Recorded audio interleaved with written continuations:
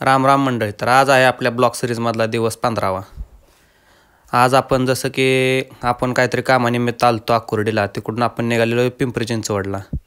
तिथली जरा सकाळची कामं लवकर आवरली आणि परत निघालो आपल्या लोकल स्टेशनला. तिकडून लोणावळा लोकल येणारच होती पुणे स्टेशनवरून. जरासं वेट करत थांबलो. काय नंतर ना डायरेक्ट आलो आकुर्डीला चिंचवडवरून. तिथं आल्या आल्या पहिल्यांदा जाताना बघितलं होतं आपले वैष्णोदेवीचं मंदिर होतं. म्हटलं तर जाताना जावावं. हे बघा चालू होतं इथून एंट्रन्स मंदिराचा.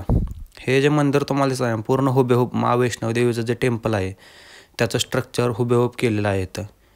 हे तुम्हाला आकुर्डी जे रेल्वे स्टेशन आहे तिथून फक्त 2 मिनटं अंतरावर आहे. 2 मिनटाच्या. हे समोर आहे ते आपले हनुमानदादांचे मंदिर आहे. हे पंचमुखी हनुमानाचे मंदिर आहे बघा. त्याच्याच बाजूला छोटंसं पण एक हनुमानाचंच मंदिर आहे, पण छोटंसं आहे जरा त्याच्याच बाजूला.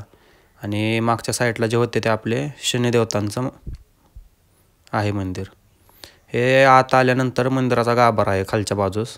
तिथे दत्तांचे, गणपतींचे व वैष्णोदेवींचे आहेत मंदिर.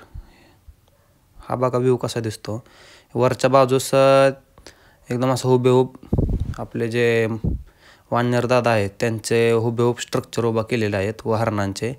आपल्याला आज जाताना सांगितलं होतं की आत व्हिडिओ काढण्यास मना आहे, पण आज 1 नंबर असं गुफा केलेल्या आहेत व त्यात आपल्या सगळ्या वैष्णोदेवी माता आहेत. म्हणजे काय असतील त्या, पण त्यांच्या असे हुबेहूब मंदिरात त्यांना बनवलेले आहेत. 1 नंबर असं वातावरण आहे आत गेल्यानंतर. तुम्ही कधी तुम्हाला जमल्यास या. व बाहेरील बाजूस शिवम ज्यूस जे आहे त्याच्या वरच्या बाजूस पिंडीचं असं बनवलेलं त्यांना महादेवाच्या पिंडीगत. फायनली मग आपण रूमवर आलो. नंतर आपले चैतन्य शेट आलते, मग आपण निघालेलो घरी. फायनली मग निघालो रूमवरनं लोकलला आपल्या आकुर्डीच्या स्टेशनला. तिथून आपल्याला पुणे स्टेशनला लोकल भेटणार होती. हे बघा जे आकुर्डीचं स्टेशन आहे ना तिथूनच बघा मंदिराचा व्ह्यू दिसतो.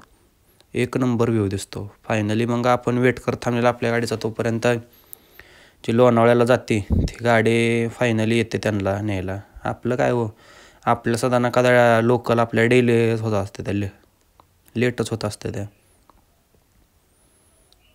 लोणावळ्याला जाणाऱ्या टायमिंगवर पण येणाऱ्या कधीच टायमिंगवर नसते त्या.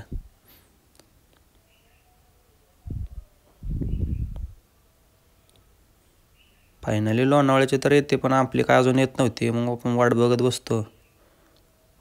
गर्दी तर अशी असते ना खतरनाक, कारण की आता मान्सूनचा दिवस चालू आहे.